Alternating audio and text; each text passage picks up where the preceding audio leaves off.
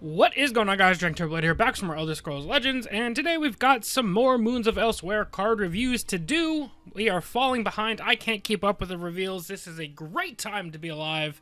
4 days away from expansion. Y'all already know the deal. We're going to talk about cards. We're going to rate them from 1 to 5. I use half stars. I know some of you guys have suggested I go to 10, 1 to 10, so that I don't have to use half stars. I know me. I know my weaknesses. If I tried to go to a scale of 1 to 10, I'd still give half stars. So we're going to stick it from 1 to 5 just to keep it somewhat consistent. If you want to convert it to 10, go ahead and convert it to 10. But we're going to talk about another 5 cards today, and we've already got a whole batch of cards ready to go tomorrow. Like I said, great times. Let's hop on into it. We've got Frazzled Alfiq. 2 cost 1/2. Wax, deal 1 damage. Wane, +1/+1. After you play another card waxed, deal 1 damage. After you play another card waned, +1/+1. So this is a very interesting card. If you play it on turn 2, it's going to be a 2 cost 2/3. If you play it on turn 3 or any other odd turn after that, it's going to be a 2 magicka 1/2 deal 1 damage, which still isn't horrible. Not great, but not horrible. But the most interesting thing about this card, because in both situations, a 2 cost 2/3 is and a 2 cost 1/2 deal 1 damage is But this card has additional text where it gets additional effects based on you playing wax or wane cards on subsequent turns. So you could play this on turn 2, have it be a 2 cost 2/3, play a 3 cost wax card, and this card will deal 1 damage, and then, you know, it just snowballs from there. This card can keep doing things. This might be my favorite Wax and Wane card revealed so far, because it does additional things based on the rest of your deck having Wax or Wane. I mean, they always come together, but playing Wax or Wane effects afterwards. And it gives you additional interesting decisions that you can make, because now you may have a card that's better as a Wane card, but maybe you really need to play it as Wax so that Frazzled Alfiq can deal 1 additional damage to somebody. So now, not only do you have the decision-making on an individual card level of, do I play this in Wax or Wane? Is it the best situation? Is it the right turn? Do the turns line up? You have all of those kind of micro decisions, but now on top of it, you introduce a card like Frazzled Alfiq that says, not only do you have to worry about all of those decisions, but now I introduce 2 other decisions of you can get additional benefits. I love this card. I love this card a lot. I hope that there's some other cards like this in the other colors that care about you playing Wax or Wane cards.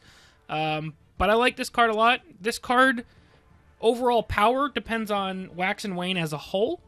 And so far, I think it's... Wax and Wane have seen some decent cards, but not a ton of amazing cards. But overall, I think this is a very good card. It's one of those cards that you can play early game, and if it doesn't get instantly removed, it can kind of snowball from there and give you some more incremental advantage as time goes on. It's flexible. It can deal damage, so it can act as removal, but it also can just kind of snowball as a bigger body as well. And it gives you a little bit of additional bonus just in case, like I said, that example of maybe a card is better as Wax, but you play it as Wane just to get the instant effect on Frazzled Alfiq.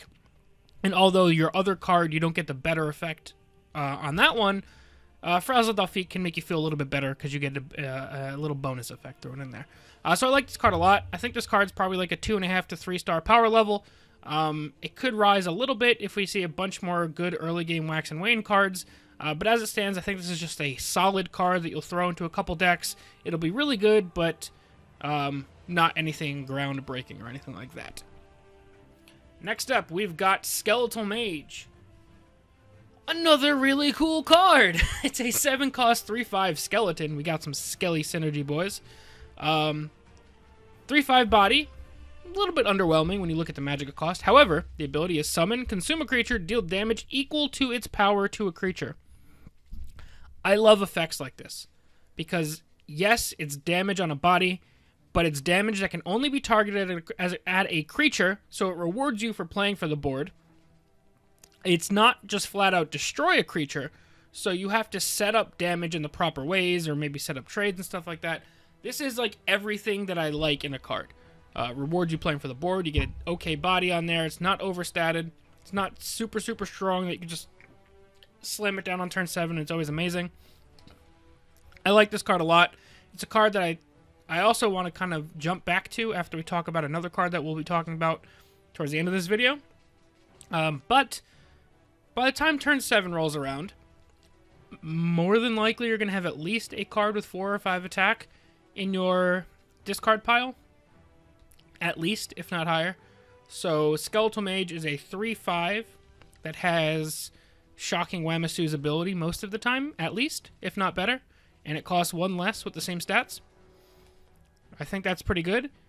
And that's not counting you can consume certain creatures. Like if you play this in Assassin, you can consume the imbued Bosmer. And this guy would be a 7-cost 4/6 with lethal. And it would kill any creature on the board because it gains lethal. Additionally, there's a card we'll talk about in a little bit. That when you consume it, you gain Breakthrough, which turns Skeletal Mage into a mini Ancano. And that almost gives you like a interesting little deck type of like Breakthrough Battle Mage, because now Battle Mage has a lot of really cool breakthrough options. In between Ancano and Triple Skeletal Mage, you can have 4 different ways of killing a creature and dealing breakthrough damage. So that's a very interesting card. I think this card will be really good. I'd actually give this card like a 3.5-star rating. It kind of depends on the decks, and I don't think it fits into a ton of decks at the moment, but I think it's good enough that it's going to either make a couple different decks try out different game plans that can fit this in, or at the very least will spawn a deck or two, and Skelly Boy Synergy. So we got Skeleton Tribal going on, boys. Next up, we've got Cygnus Standard Bearer. A 4-cost 3/2 with the ability summon a 2/2 Imperial Soldier for each friendly support. Whenever you summon a support, summon a 2/2 Imperial Soldier. So, how many supports can you reliably have on the board on turn 4? Maybe 2? Maybe? In which case, you would get 4/4 worth of stats. It'd be a 4 magic, 7/6 across 3 bodies. If you can have 2 supports on the board by turn 4, I think this card can be decent. I don't think you shove this into a tokens deck, obviously, because tokens don't have that many supports that come down early. I think this would fit into, if you guys have been watching the channel, something like that aggro support mage deck I've been playing. That gets a couple different cheap supports on the board early, things like Ravaging Elixir or Elixir of Vitality, Dark Rift, Forward Camp. It's not outside the realm of possibility to have 1 or 2 of those on the board by turn 4, if not even 2 or 3, in which case Cygnus Standard Bearer comes down. You get a whole bunch of stats on the board, which is cool, because that's one of the downfalls of that aggro support mage deck is when you draw all your supports, you can't always have bodies on the board to be doing a lot of damage. It kind of winds up awkward in that way. So the Standard Bearer can do that for you, gives you creatures as a reward for having supports, and I think that's going to be a really good card in that deck. And additionally, something to keep in mind, there's no gem here. You can play 3 of these bad boys. So I like it. I like this card. I think it's going to be good in that specific type of deck. Maybe aggro support mage doesn't wind up being the thing, but some sort of aggressive deck that kind of plays like a aggro or tokens deck but isn't a tokens deck. And does it wind up better than a tokens deck at the end of the day? I don't know. But this card gives that deck that I've been playing an interesting tool to kind of cover up some of its weaknesses and even high roll even harder than it could before. Playing 3 of these could be amazing. And maybe Mage isn't the deck, but maybe some other deck pops up.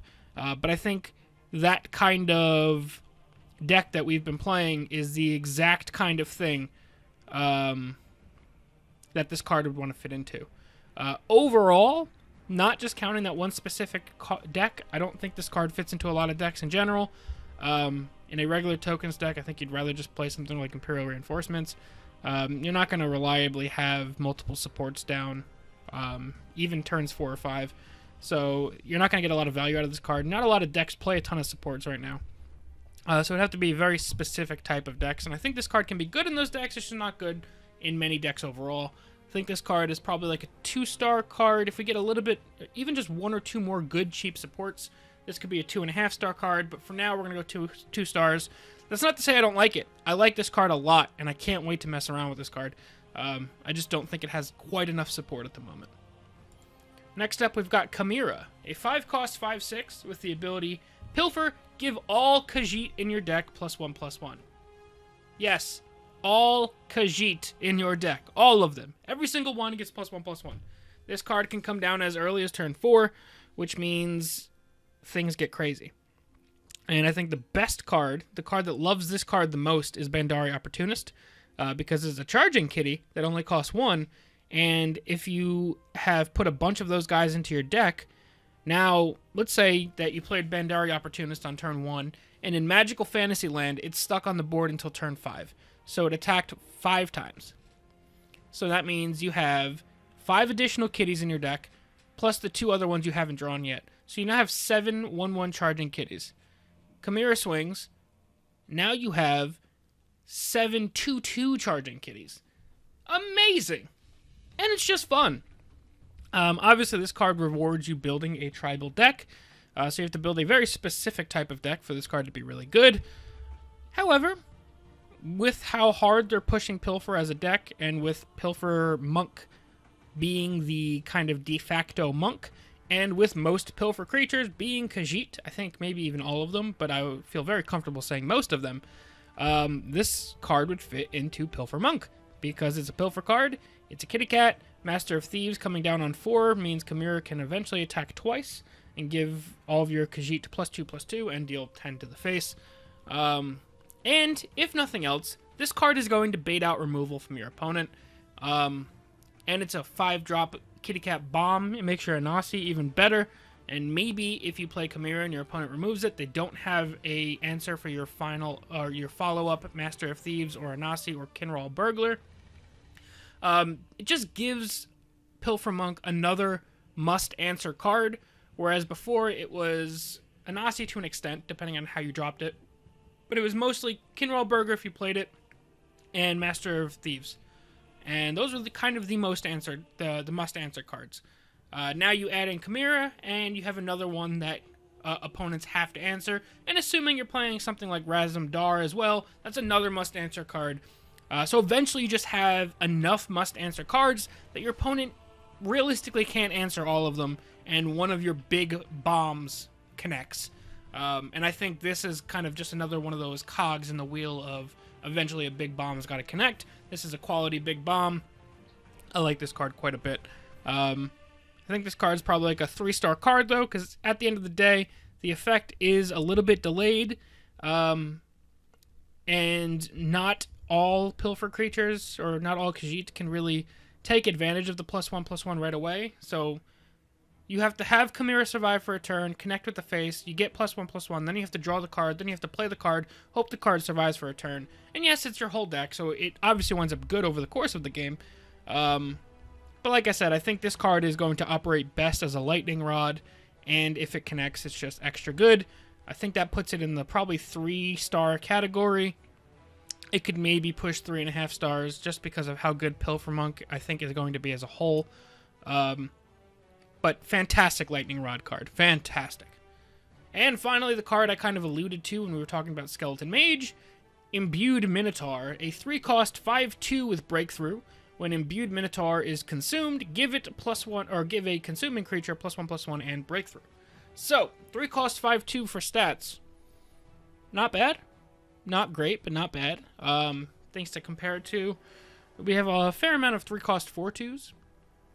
A couple 3-cost 4/3s.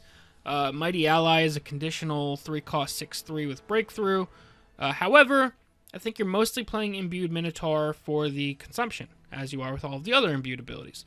I like a 5/2 body in something that's an aggressive deck that wants this card eventually in the discard pile, because you're playing this down, and if it doesn't get answered, it's swinging for 5, so that's already pretty good. And if it does get answered, you get that imbued card into your discard pile that turns your Skeleton Mage into a 7-cost 4/6 Ancano. For a turn, anyway. I think that's still pretty good. And there's probably a fair amount, or I hope there's a fair amount of consumed creatures that will kind of be able to take advantage of the +1/+1 and Breakthrough. And this is the kind of stat line that I think an imbued creature needs, because in general, these imbued creatures we have seen have been relatively weak overall. The most playable one, believe it or not, I think so far has been the 1-cost 1/1 with lethal, and that's not really threatening as much as it can be a removal for anything. However, the Imbued Minotaur is still a relatively weak creature in terms of fragility. However, it gives you actual upside, unlike the other ones, if this card is not answered on the board. Because the biggest thing with the imbued creatures is you want them in your discard pile so they can be consumed. However, they're not super threatening, so your opponent isn't really incentivized to kill them. What do I care if you have a 1/1 with lethal that keeps hitting me in the face, besides, obviously, crossbows and archer's gambits? Or what do I care if you have a 3-cost 2/4 with drain? It's not that strong, I'm just going to keep hitting you in the face. Imbued Minotaur you can't really ignore, so this is the first imbued creature that we're going to talk about that actually warrants your opponent answering it, which means it goes into the discard pile so that it can be consumed. So I think this is arguably the best consumed creature so far. It's definitely up there with the Bosmer. I think the Bosmer will just be better overall because of how flexible lethal is, especially in those colors. However, if we're going to talk about it in a vacuum and not talk about like the Gambit and Crossbow and all that other synergy that lethal creatures have, if we just looked at these cards in a vacuum, Imbued Minotaur is the most attractive imbued creature in my opinion so far. And I'm not talking looks, obviously. I don't have a Minotaur fetish. Although my man's got some nice pecs, though. Look at that dude. Huge horns, too. 5 stars. No, I'm just kidding. This guy's dope. It's a good card, and I hope to see some more consumed creatures that can take advantage of this. But overall, I'd give this like a 2.5, 3-star rating. The card itself, it doesn't have a super high power level, although it does have the most upside of the imbued creatures. This one is just the one that gets consumed the best. However, from all of the consumed creatures we've seen thus far, that Skeleton Mage is really the only one that can take advantage of Imbued Minotaur very well. And it does take advantage of it very well. This one and the Bosmer Skeleton Mage is fantastic with. But yeah, I think it's like a 2.5, maybe 3-star card. That's the definition of a 2.5 to 3-star card. This is a supporting card that fits into a specific deck, will not create the deck, but will serve a decent role in that deck for you. So yeah, that's it. Another group of 5 cards. We're going to talk about probably another 5, maybe even more tomorrow, so that we can try and get caught back up. Let me know what you guys think of these cards, what your ratings would be, what decks you're going to use them in, all that jazz. Leave it down below in the comments section. I love interacting with you guys when I can, and even when I don't respond, I do read your comments. Even all the mean ones, I still love you guys. You're all the best. But yeah, thank you guys all very much for watching, and we'll see you guys next time. Peace.